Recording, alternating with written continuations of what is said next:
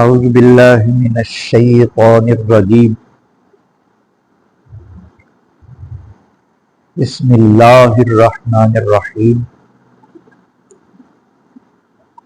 قل بفضل اللہ وبرحمتہ آپ فرما دیں اے نبی کریم علیہ الصلاۃ والسلام بفضل اللہ وبرحمتہ اللہ ہی کے فضل اور اس کی رحمت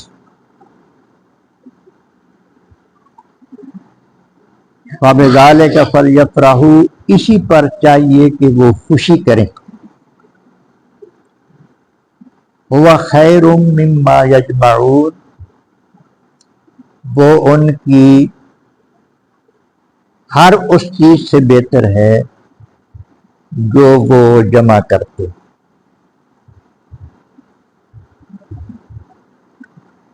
اس آیت کریمہ میں اللہ تبارک و تعالی نے یہ ارشاد فرمایا ہے کہ جب اللہ تبارک و تعالی کا فضل تمہیں میسر آئے، یہ معمول سے ہٹ کے قرآن مجید کا ہی درس ہے، جب اللہ تبارک و تعالی کا فضل تمہیں میسر آئے، تمہیں ملے اور اس کی رحمت، فَلْيَفْرَحُوا تو چاہیے کہ تم خوشی مناؤ. اللہ کی رحمت کے ملنے پر، اللہ کے فضل کے ملنے پر کیا کرو؟ خوشی مناؤ. یہ اللہ نے حکم دے دی.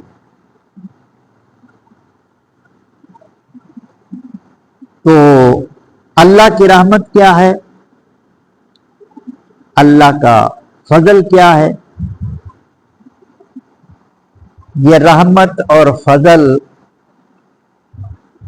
حدیث پاک کی روح سے علماء حق کے فرمان کے مطابق فضل سے مراد اور رحمت سے مراد قرآن مجید کی ہے اور نبی کریم علیہ الصلاۃ والسلام کی ذات بھی. اللہ اکبر. علماء نے فرمایا ہے کہ اللہ کا فضل حضور ہیں اور اللہ کی رحمت قرآن کریم ہے. وَكَانَ فَضْلُ اللَّهِ عَلَيْكَ عَظِيمًا یعنی اللہ تبارک و تعالیٰ کا فضل عظیم ہے. اور وَمَا أَرْسَلْنَاكَ إِلَّا رَحْمَةً لِّلْعَالَمِينَ اللہ نے فرمایا حبیب نہیں بھیجا میں ہم نے آپ کو مگر اللہ کی رحمت بنا کر، دو جہانوں کی رحمت بنا کر بھیجا. تو فرماتے ہیں علماء فرماتے ہیں کہ معلوم ہوا کہ قرآن مجید کے نزول کے مہینے یعنی رمضان میں قرآن مجید کی آمد پر خوشی ہونی چاہیے اور ربیع الاول شریف میں نبی کریم علیہ الصلاۃ والسلام کی آمد پر خوشی ہونی چاہیے. اور یہ اللہ تبارک و تعالیٰ نے حکم دے دیا فَلْيَفْرَحُوا اللہ کا فضل ملے، اللہ کی رحمت ملے، اس پر خوشی مناؤ. تو خوشی آج نبی کریم علیہ الصلاۃ والسلام کی ولادت باسعادت کا دن ہے اور اتفاق سے یہ جو وقت جا رہا ہے یعنی 4 اور 5 بجے کے درمیان جب حضور علیہ الصلوۃ والسلام کی ولادت ہوئی تو یہ وقت ہے. ہاں جی. تو آج کی اس تاریخ کے حوالے سے آپ سب کو مبارک ہو. یہ نبی کریم علیہ الصلوۃ والسلام کی آمد کا وقت بھی یہ وہی گھنٹہ اب 5 بجے ہیں، 5 بج کے اوپر ہو گیا تو 4:20 پر تقریباً وہ شام تھا، اس حوالے سے نبی کریم علیہ الصلوۃ والسلام کی ولادت ہوئی. اور اہل اسلام کا جو معمول تھا پرانے زمانے میں اس حوالے سے میں چند باتیں عرض کروں گا. یہ امام محمد بن یوسف رحمت اللہ علیہ یہ اس آیت کے تحت یہ فرماتے ہیں کہ کتاب الہدا ان کی کتاب ہے، وہ فرماتے ہیں کہ جہاں تک میلاد شریف کے دن اعمال صالح کا تعلق ہے تو اس روز ہر وہ کام، ہر وہ نیک کام کا تعلق، تو اس روز ہر وہ فعل و عمل انجام دیا جائے جس سے اللہ رب العزت کی بارگاہ میں شکریہ ادا کیا جا سکے۔ تو اللہ تبارک و تعالیٰ کی بارگاہ میں شکر ادا کرنا چاہیے میلاد کے دن کے نبی کریم علیہ الصلوۃ والسلام جیسی عظیم نعمت اللہ پاک نے ہمیں عطا فرمائی ہے۔ کام کیا کرنا چاہیے؟ مثلا تلاوت قرآن مجید، فقراء اور مساکین کو کھانا کھلانا، صدقہ اور خیرات کرنا، محافل نعت منعقد کرنا، اور واقعات نبی کریم علیہ الصلوۃ والسلام کی ولادت کے بیان کرنا، یہ سارے اس دن کے کام ہیں، یوم ولادت کے کام۔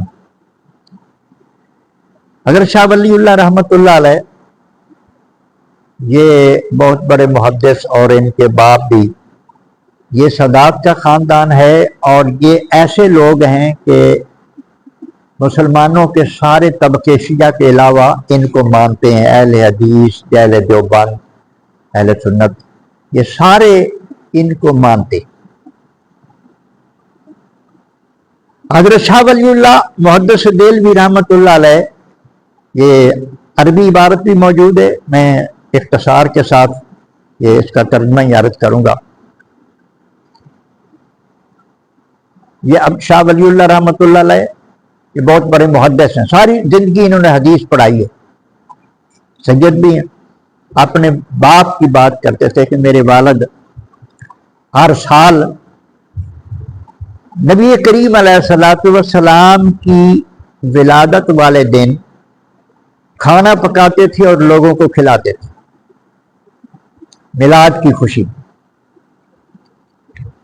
ایک دن ہاتھ تنگ تھا،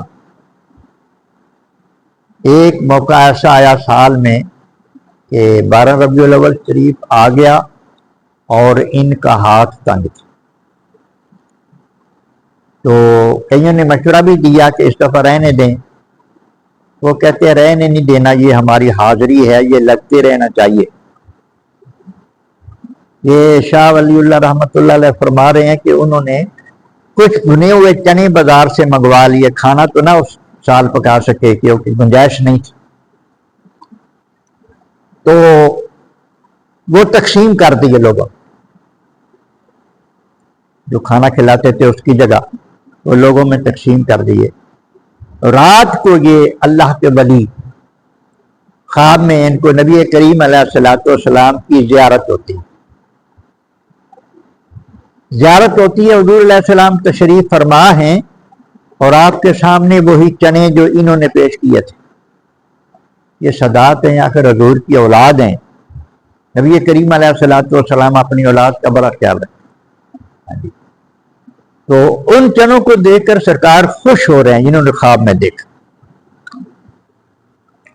اب شاہ ولی اللہ رحمت اللہ علیہ اپنے حوالے سے یہ بات کرتے ہیں کہ وَكُنْتُ قَبْلَ ذَلِكَ بِمَكَّةَ الْمُعَظَّمَةَ فِي مَوْلِدِ النَّبِيِّ صلی اللہ علیہ وسلم فِي يَوْمِ وِلَادَةٍ وَالنَّاسُ يُصَلُّونَ عَلَى النَّبِيِّ صلی اللہ علیہ وسلم وَيَذْكُرُونَ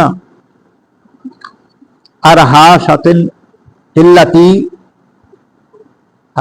اس سے پہلے یہ ترجمہ، مکہ مکرمہ میں نبی کریم علیہ الصلوۃ والسلام کی ولادت باشہادت کا دن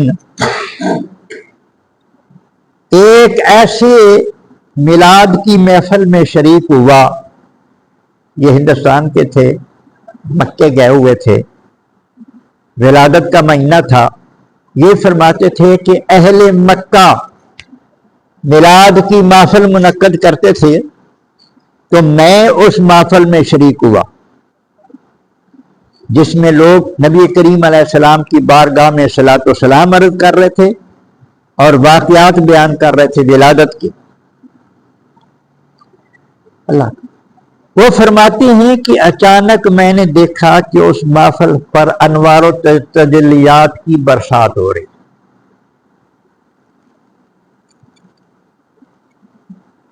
اور فرماتے ہیں کہ میں نے پھر اس پر غور کیا کہ یہ انوار و تجلیات کس چیز کے ہیں؟ تو فرماتے ہیں کہ دو طرح کے انوار و تجلیات میں دیکھیں۔ ایک تو یہ ہے کہ جو نیک محفلوں پر، اللہ کے ذکر کی محفلوں پر فرشتے آتے ہیں۔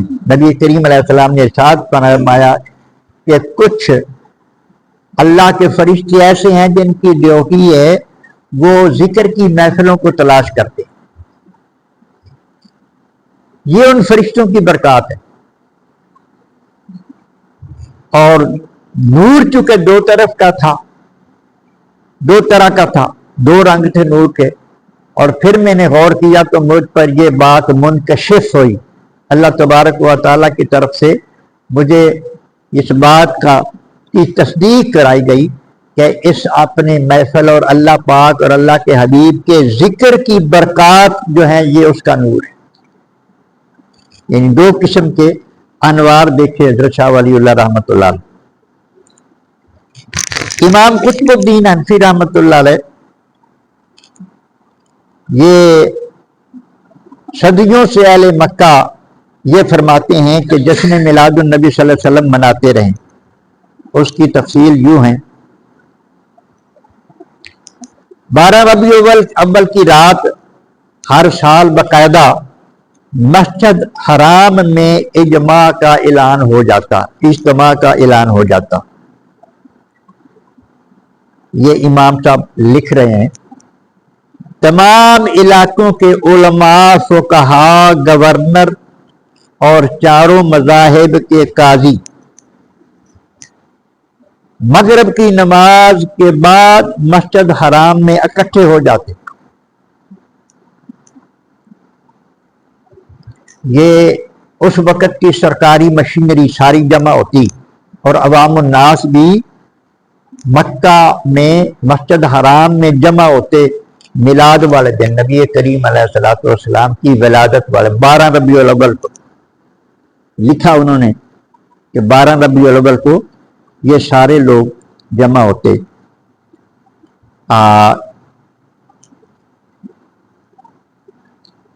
تمام علاقوں کے علماء، فقہاء، گورنر یعنی حکومتی مشینری اور چاروں مذاہب کے قاضی، چاروں مذاہب سے مراد فقہی مذہب، حنفی، شافعی، حنبلی، مالکی، تو یہ چاروں لوگ جو تھے نا، یہ جو سارے فقہی مذاہب والے لوگ ہیں یہ سارے اہل سنت ہیں، ان میں دوسرا کوئی نہیں۔ یہ جمع ہوتے، نماز کی ادائیگی کے بعد سوق اللیل سے گزرتے ہوئے، یہ بازار کا نام ہے، مولد النبی صلی اللہ علیہ وسلم، وہ مکان جس میں نبی کریم علیہ الصلوۃ والسلام کی ولادت ہوئی ہے، اس کی زیارت کے لیے وہاں جاتے۔ یہ مسجد حرام سے نکل کر نبی کریم علیہ الصلوۃ والسلام کی وہ جگہ جو حضرت سیدہ آمینہ رضی اللہ تعالیٰ عنہ کا گھر تھا جہاں حضور پیدا ہوئے، اس جائے پیدائش کی زیارت کے لیے وہاں پہنچے۔ اچھا،